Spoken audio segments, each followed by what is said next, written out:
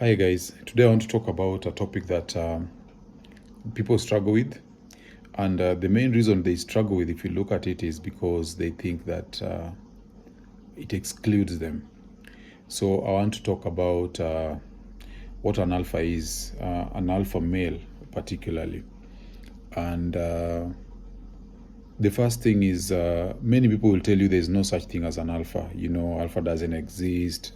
We are not wolves, we are not pack animals. And primatologists, when they talk about alphas, they talk about alpha males, alpha females among the chimpanzees, among the gorillas, and so on. And they tell you that many guys who've not understood intersexual dynamics, they tell you that alpha is something that applies only among wild animals and foxes and wolves, and you cannot talk about alphas when it comes to human beings. So first of all, that is wrong. Alpha is just a term, and it's just a term like any other. You could call it alpha, you can call it diamond, you can call it the champion. It doesn't really matter. It's just a term.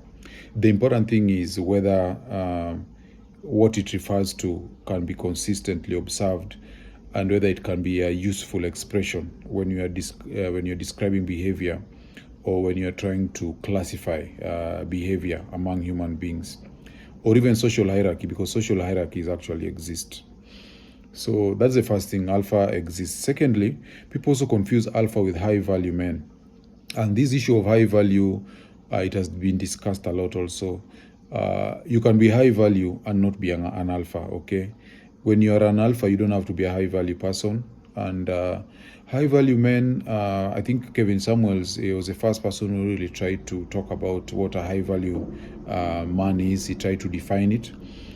He talked about having a social network, having earning like $1 million Kenya shillings, or at $10,000 per month, depending on your city. Like if you're living in New York, it's very expensive. If you're living in Nairobi, it's also expensive, maybe compared to Arusha, or if you're comparing it maybe to a small backwater town. So an alpha in a town like maybe Homa Bay or Gatundu may not be an alpha in Nairobi. So or maybe not be a high value, in Nairobi. So high value is about network, is about money, is about how useful you are to the community. And I want to talk about alpha today, and you'll see how different they are. An alpha doesn't need to be useful to anybody, and it will be clear anyway. So two things. First of all, the idea that alpha does not exist in human beings, I think it's false. And secondly, alphas are not high value people. And thirdly, people, because they conflate alpha with high value men, they are not happy that it excludes them. So they tend to disagree with how maybe I will define alpha today, but that's what I'm going to do. So first of all, when you talk about alphas, you're talking about the highest ranking members, either male or female, in a dominance hierarchy or in a social hierarchy. Among pack animals, we normally have the alphas, and the people also misconceive. They think for alpha you have to be aggressive or you have to be violent. That's not the case. And even among human beings, for an alpha, you don't have to be a rich person, you don't have to be a violent person. And among pack animals, so long as you can bring the group members to your side, that actually makes you an alpha. And we talk about alphas as being leaders of men. So if you are a leader of men, if you can bring most members of a tribe or a community to your side, then you are actually an alpha. So it's about influence, it's about leadership, and it's about being able to have others follow you. That is what makes you an alpha. Okay. Now, I want to tell you 4 things that you did not know about alphas. Most people don't know these things about alphas. The first thing is that alpha is a mindset. It's not a demographic. It's not about muscles. It's not about money. Okay? It's a mindset. It's how you think. And in most cases, alphas have what we call the dark triad personalities. That is Machiavellianism, psychopathy, and narcissistic personalities. So they put themselves first. They're very selfish, and they don't care about the rules. They don't care about norms. They're not caring about the laws. So for example, if you look at the superheroes, Batman is a vigilante. and he tries to get some revenge of some sort through vigilantism. He doesn't use the police or the socially accepted ways of getting justice, and therefore he's an alpha. Superman, on the other hand, although he's very strong, he is not an alpha. He's actually a beta male, and in the end, Lois Lane, who loves him, ends up leaving him because he becomes betadized into Clark Kent. If you look at someone like John Stark, who plays Iron Man, for example, if you're looking at the superheroes, is a typical alpha because he is also not playing by the rules. He uses his money to get what he wants. So that's the first thing. Alpha is about your mindset. If you look at Napoleon Bonaparte, the French general, he was a man of a short stature, very small guy, not huge, but he was able to lead a lot of armies, invaded so many places in Europe, and became a force to reckon with. So alpha is not about your physicality or how much resources you have. It's about the kind of influence you can wield and the way you can impose your will on situation. That's what being an alpha is. So it's a mindset. The second thing is that being alpha is contextual. So for example, if you're looking at guys in IT, a nerd, someone who's very good in programming or developing applications, is an alpha in that area. But he can be very socially awkward. He cannot get a girl. Or if you take him to the gym, he's very weak. He cannot be an alpha in the gym. So alpha is also contextual. You have to remember that. If you're looking at a fishing community, someone who brings a lot of fish on a consistent basis, maybe what we consider an alpha in that environment. But if he goes to maybe Nairobi or New York, he cannot be an alpha. So alpha is very, very contextual. And when you're looking at alpha, you must always remember that men, for example, men respect merit. Men organize themselves in dominance hierarchies.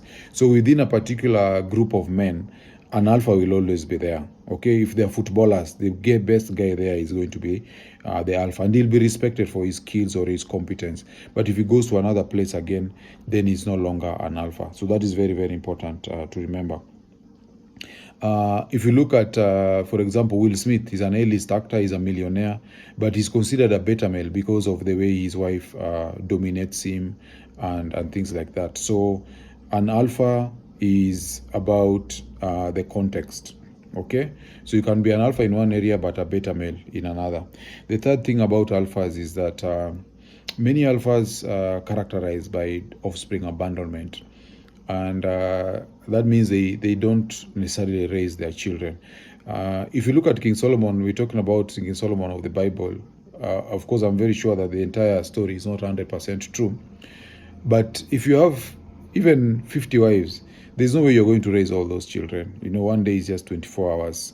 Some of those children are going to be raised by other people and so on. But mainly the reason why alphas abandon their offsprings is because so many women want to have their children. Okay, so in the process, there's some women who are not going to be happy when they make other women pregnant. Look at Tiger Woods, one of the best golfers ever. The kind of problems he's had, divorces and so on. Look at Mike Tyson. Look at Muhammad Ali. Look at even Donald Trump. Those are alphas, and they'll have children with different women, and they're not going to be able to raise them. So offspring abandonment is a major feature of alphas. Some people think this is a bad thing. It's not necessarily a bad thing, because in society there are also beta males who are always willing to play stepdads. Okay, so when we're looking at a female hypergamy, looks at the alpha. The females look for the alpha seeds, who are the guys who have these dark-tiered personalities, the bad boys, guys who are tall, strong, handsome, and who are very selfish. Okay, they get their seed, then they look for the beta males to raise these seeds, who will provide the 3 P's: parenting, provisioning, and protection. Okay, so the alpha provides the seed, the betas provide the provisions, and that's why we call the beta male providers. So alpha fucks, beta bucks. That's how it works. So offspring abandonment is a feature of alphas. And the last one is that being alpha also has a sexual dimension. And one way you can know whether you are an alpha is when so many women they're willing to throw themselves at you. And this, of course, is one reason why alphas also cheat a lot. They have so many options. Most beta males who ennoble themselves as being honest and virtuous and so on, it's because they don't have options. And the reason alphas tend to cheat is because so many women want them and they have a lot of options. You can compare it to a child who is in a candy store that has one sweet, okay? And a child who is in a candy store with so many sweets. The one is in the country, so with so many sweets, is likely to be able to taste these sweets one way or the other. So that is very, very important. Men built this world, but they built it because of women. And Sigmund Freud, the psychoanalyst, say that everything we do is because of sex. So even alphas, they are driven by sex. And one way that women select the best seeds to stay in the gene pool is by providing the alphas with sex. We normally say women are the gatekeepers to sex. So if you look at the male in a tribe or in a pack that so many females want to mate with, that is likely the alpha. So it doesn't matter whether you hate him, whether he's a criminal, whether he's in jail, coming from jail, and so on. It does not matter. If you look at how women gravitate towards that particular male, then that is an alpha. Okay, so those are the 4 things most people don't know about alphas, and they talk about sigmas, they talk about gammas, they talk about high value men, they talk about alpha does not exist, and so on. But alpha, it's a feature that exists, and many men can be identified as alphas. One thing most people also don't know is that many alphas are actually in prisons because they don't follow laws. They can resort to violence. They're not ethical people, and they're people you're going to hate. Okay, but even as men, it is not desirous to be an alpha, but it is desirous to have alpha qualities. Okay, so men have to get a balance between being alpha and also being someone who can fit in the society and be accepted, so that you can actually lead a life that is healthy, that is successful, and that is free. Because when you're very alpha, you can also lose your freedom because you become dangerous to the people around you. So I'll see you guys on the next one.